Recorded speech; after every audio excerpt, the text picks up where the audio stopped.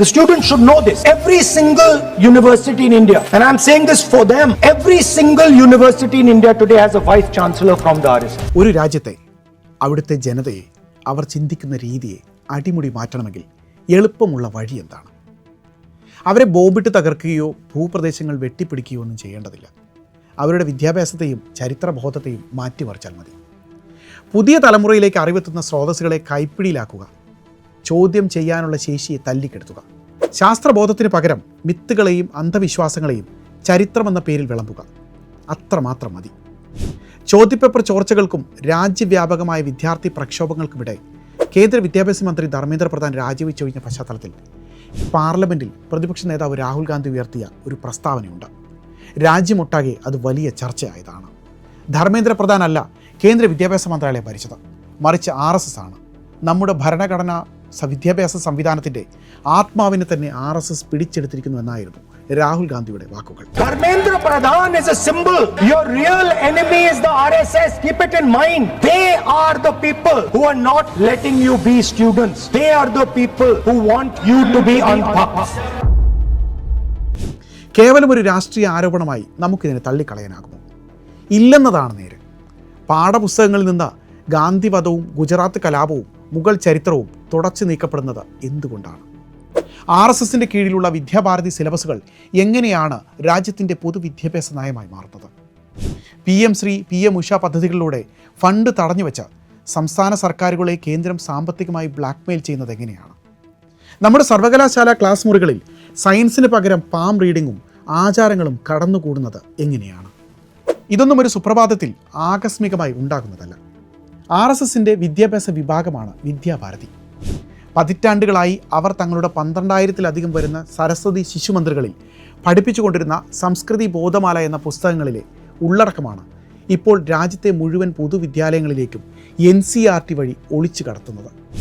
പൗരാണിക മുനി ഭരദ്വാജനാണ് ലോകത്താദ്യമായി വിമാനം കണ്ടെത്തിയതെന്നും സുശ്രുതനാണ് ആദ്യ പ്ലാസ്റ്റിക് സർജറി നടത്തിയതെന്നും ജാതി വ്യവസ്ഥ എന്നത് സാമൂഹികമായി തൊഴിൽ വിഭജനം മാത്രമായിരുന്നുവെന്നും വ്യാഖ്യാനിക്കുന്ന സിലബസാണത്. പുതിയ നാഷണൽ കരിക്കുലം ഫ്രെയിംവർക്ക് തയ്യാറാക്കാൻ കേന്ദ്രം നിയോഗിച്ച സമിതികളിൽ പകുതിയിലധികം പേരും വിദ്യാഭാരതിയുടെയും സംഘപരിവാർ സംഘടനകളുടെയും മുൻ ഭാരവാഹികളായിരുന്നു എന്നത് ഏതെങ്കിലും യാദൃശ്ചികതയാണോ? ഇനി നയപരമായി ചില കടന്നുകയറ്റങ്ങളെ കൂടി നമ്മൾ പറയാതെ പോകവയ്യ. ഇന്ത്യൻ ഭരണഘടന അനുസരിച്ച് വിദ്യാഭ്യാസം എന്നത് കൺകറന്റ് ലിസ്റ്റിൽപ്പെട്ടതാണ്. അതായത് സംസ്ഥാനങ്ങൾക്കും കേന്ദ്രത്തിനും ഇതിൽ തുല്യ അവകാശമുണ്ട്. പ്രാദേശിക വൈവിധ്യങ്ങളെയും സംസ്കാരങ്ങളെയും ചരിത്രത്തെയും ഉൾക്കൊണ്ട് സിലബസ് നിശ്ചയിക്കാൻ സംസ്ഥാനങ്ങൾക്ക് പൂർണ്ണ സ്വാതന്ത്ര്യമുണ്ട്.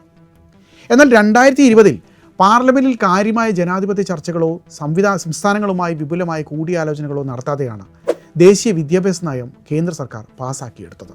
NEP-യിലെ കേന്ദ്രീകരണ നയങ്ങളും കാവ്യവൽക്കരണ അജണ്ടകളും ചൂണ്ടിക്കാട്ടി കേരളം, തമിഴ്നാട്, പശ്ചിമ ബംഗാൾ തുടങ്ങിയ പ്രതിപക്ഷം ഭരിക്കുന്ന സംസ്ഥാനങ്ങൾ തുടക്കത്തിൽ ഇതിനെ ശക്തമായി തീർത്തിരുന്നു.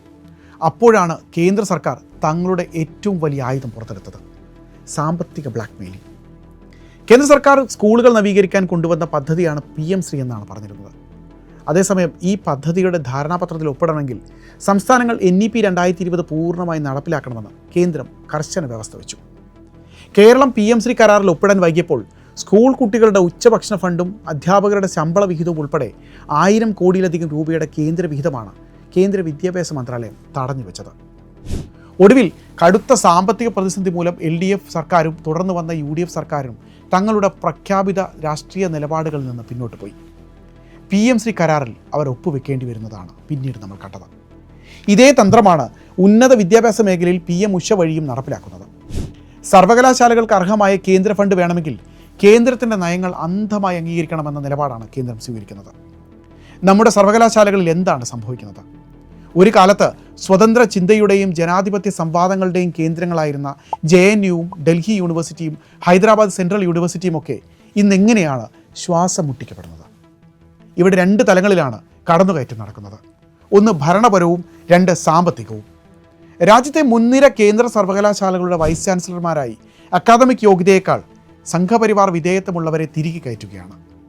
പ്രൊഫസർമാരുടെയും അധ്യാപകരുടെയും നിയമനങ്ങളിൽ മെറിറ്റും സംവരണവും അട്ടിമറിച്ച് സ്വന്തക്കാരെ പ്രതിഷ്ഠിക്കുകയാണ്. SC, ST, OBC വിഭാഗങ്ങൾക്കുള്ള സംവരണ തസ്തികകൾ രാജ്യത്തെ പല യൂണിവേഴ്സിറ്റികളിലും ബോധപൂർവം ഒഴിഞ്ഞുകിടക്കുകയാണ്. നേരത്തെ സർവകലാശാലകൾക്ക് പുതിയ ലൈബ്രറികളും ലാബുകളും ഹോസ്റ്റലുകളും നിർമ്മിക്കാൻ UGC നേരിട്ട് ഗ്രാൻറ്റുകൾ നൽകുമായിരുന്നു.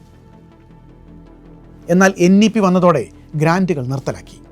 ഹയർ എഡ്യൂക്കേഷൻ ഫിനാൻസിംഗ് ഏജൻസി അഥവാ HEFA വഴി വായ്പകൾ നൽകാൻ തുടങ്ങി. JNUവിന് മാത്രം 100 കണക്കിന് കോടിയുടെ കടബാധ്യതയാണുള്ളത്.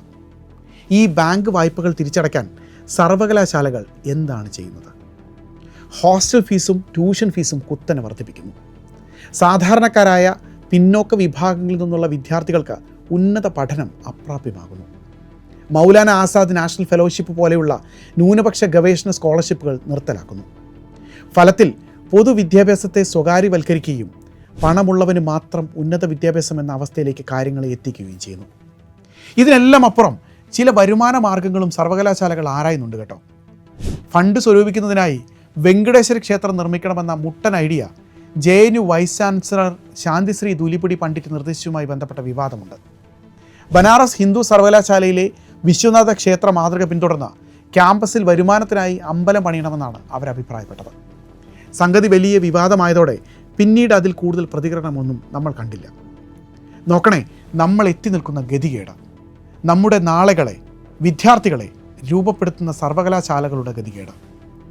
സർവകലാശാലകൾ മാത്രമല്ല, 4 ചുവരുകളിൽ ഇളകിയ കോൺക്രീറ്റ് പാളികളും ചോർന്നൊലിക്കുന്നതും ജനലില്ലാത്തതുമായ കെട്ടിടങ്ങളും സ്കൂളുകളായി സമൂഹ മാധ്യമങ്ങളിൽ വലിയ ചർച്ചയാവുന്നുണ്ട്. മാനത്ത് കാറ് കണ്ടാൽ അവിടെ സ്കൂളുകൾക്ക് അവധിയാണത്രേ. ക്ലാസ് മുറികളിലും മഴ പെയ്യുന്നതുകൊണ്ടാണ്. സൗത്ത് ഇന്ത്യ വിട്ടാൽ ഗ്രാമീണ മേഖലയിൽ ഇതൊക്കെ സർവ്വസാധാരണമായ കാഴ്ചയാണ്. ഇതിനിടെ നമ്മുടെ വിദ്യാർത്ഥി പ്രതിനിധികൾ പങ്കുവെക്കുന്നത് ഞെട്ടിക്കുന്ന വിവരങ്ങളാണ്. ഡൽഹി യൂണിവേഴ്സിറ്റിയിലെയും മറ്റ് മുൻനിര സ്ഥാപനങ്ങളിലെയും ബിരുദ ക്ലാസ്സുകളിൽ ഇന്ന് എന്താണ് നിർബന്ധിതമായി പഠിപ്പിക്കുന്നതെന്ന് അറിയാമോ? ഹിസ്റ്ററിയോ ഫിസിക്സോ എക്കണോമിക്സോ പഠിക്കാൻ കോളേജിൽ ചേരുന്ന ഒരു വിദ്യാർത്ഥി അവരുടെ പ്രധാന വിഷയങ്ങളുടെ ക്രെഡിറ്റുകൾ വെട്ടിച്ചുരുക്കി പഠിക്കേണ്ടി വരുന്നത് എന്തൊക്കെയാണെന്ന് അറിയാമോ? പാം റീഡിംഗ് അഥവാ ഹസ്തരേഖാശാസ്ത്രം, ശുദ്ധ മലയാളത്തിൽ കൈനോട്ടം, സ്വച്ഛ് ഭാരത് പ്രൊജക്റ്റുകൾ, പൗരാണിക ആചാരങ്ങളിലെ ശാസ്ത്രീയത തിരയുന്ന പ്രൊപ്പഗാൻഡകൾ. ഒരു ക്ലാസ്സിൽ പോലും കയറാതെ, ക്ലാസ്സുകളില്ലാതെ ഓൺലൈനിൽ ചില പ്രീ റെക്കോർഡഡ് വീഡിയോകൾ മാത്രം കണ്ട് ChatGPT വഴി അസൈൻമെൻറ്റുകൾ എഴുതിയെടുക്കുന്ന ഫിറ്റ് ഇന്ത്യ പോലെയുള്ള പ്രഹസന കോഴ്സുകൾ. ഇന്ത്യൻ നോളജ് സിസ്റ്റം മറ്റൊരു കോഴ്സാണ്. പൈതൃകത്തെയും പരമ്പരാഗത അറിവുകളെയും ശാസ്ത്രീയമായി പഠിക്കുന്നതിന് ആരും എതിർക്കുന്നില്ല.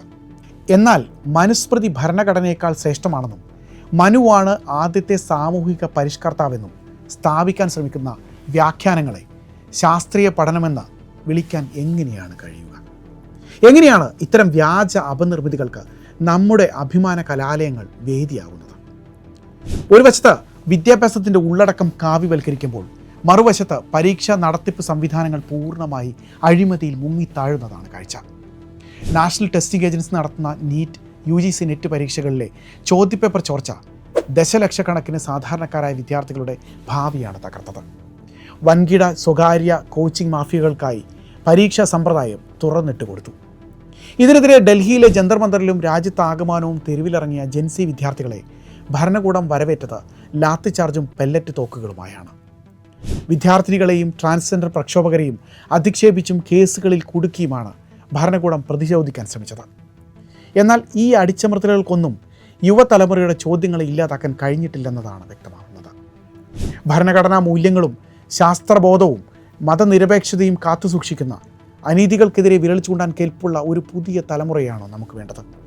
അതോ ചോദ്യങ്ങൾ ചോദിക്കാത്ത, ഭരണകൂടം നൽകുന്ന വ്യാജവും വളച്ചൊടിച്ചതുമായ ആഖ്യാനങ്ങളെ, ചരിത്രത്തെ ഭക്തിയോടെ വിഴുങ്ങുന്ന സങ്കുചിത ചിന്താഗതിക്കാരായ ഒരു കൂട്ടത്തെയാണോ? അതോ ചോദ്യങ്ങൾ ചോദിക്കാത്ത, ഭരണകൂടം നൽകുന്ന വ്യാജവും വളച്ചൊടിച്ചതുമായ ആഖ്യാനങ്ങളെ, ചരിത്രത്തെ ഭക്തിയോടെ വിഴുങ്ങുന്ന സങ്കുചിത ചിന്താഗതിക്കാരായ ഒരു കൂട്ടത്തെയാണോ? RSSൻ്റെ ലക്ഷ്യം വ്യക്തമാണ്. സ്കൂളുകളെയും കോളേജുകളെയും തങ്ങളുടെ രാഷ്ട്രീയ ആഖ്യാനങ്ങൾ രൂപപ്പെടുത്തുന്ന പണിപ്പുരകളാക്കി മാറ്റുക. പുസ്തകങ്ങളിലെ വരികൾ അവർക്ക് വെട്ടിമാറ്റാൻ കഴിഞ്ഞേക്കാം. പക്ഷേ ചോദ്യങ്ങൾ ചോദിക്കാൻ മടിക്കാത്ത ഒരു തലമുറ ക്യാമ്പസുകളിൽ ഉള്ളിടത്തോളം കാലം ഈ രാജ്യത്തിൻ്റെ ഭരണഘടനാ മൂല്യങ്ങളെയും ജനാധിപത്യ ആത്മാവിനെയും പൂർണ്ണമായി തകർക്കാൻ കഴിയില്ലെന്ന്, ആർക്കും തകർക്കാനാവില്ലെന്ന് വ്യക്തമാക്കുന്നതാണ് ആനുകാലിക സംഭവങ്ങൾ. അവിടെയാണ് ജെൻസിയും ജെൻ ആൽഫയും ഒക്കെ ഇന്ത്യയുടെ പ്രതീക്ഷയാകുന്നത്. രാജ്യത്തെ രാഷ്ട്രീയ കാലാവസ്ഥയെ കീഴ്മേൽ മറിച്ച വിദ്യാർത്ഥി മുന്നേറ്റത്തിൽ തങ്ങൾക്കേറ്റ തിരിച്ചടി മറികടക്കാൻ ഒരു ദിനം ഒരു സർവകലാശാല പദ്ധതിയുമായി കേന്ദ്ര സർക്കാർ മുന്നോട്ട് പോവുകയാണ്. ഇതിൻ്റെ ഭാഗമായി ജെൻസികളുമായി സംവദിക്കാൻ ഓരോ ദിവസവും ഓരോ സർവകലാശാലകളിലേക്ക് ഓരോ കേന്ദ്രമന്ത്രിമാരെ അയക്കാനാണ് കഴിഞ്ഞ ദിവസം ചേർന്ന കേന്ദ്ര മന്ത്രിസഭാ യോഗം തീരുമാനിച്ചിരിക്കുന്നത്. തല്ലിച്ചതച്ചതിനും പെല്ലറ്റ് ആക്രമണത്തിനും പിന്നിലുള്ള വികാരമോ ചോദ്യപേപ്പർ ചോർച്ച തുടരുന്നതിന് പിന്നിലെ ഗതികേടോ ഒന്നും ആവില്ല വരാൻ പോകുന്ന മന്ത്രിമാർ പറയാൻ പോകുന്നതെന്ന് ഉറപ്പാണ്. പാർലമെൻറ്റിൽ ആ ചോദ്യങ്ങൾ ഉയർന്നപ്പോൾ ആഭ്യന്തരമന്ത്രി അമിത്ഷാ വിട്ടുനിന്നത് നമ്മൾ കണ്ടതാണല്ലോ. കഴിഞ്ഞ ഏതാനും വർഷങ്ങളായി ദിശ തെറ്റിയ പാഠപുസ്തകങ്ങളെപ്പോലെ അവരും ആരോടെങ്കിലും എന്തെങ്കിലുമൊക്കെ വന്ന് പറയും. ഗതികേട് കൊണ്ട് നമ്മുടെ കലാലയങ്ങൾ അതിന് വേദി ഒരുക്കും. നമ്മൾ കേൾക്കും, പിന്നെ മറക്കും.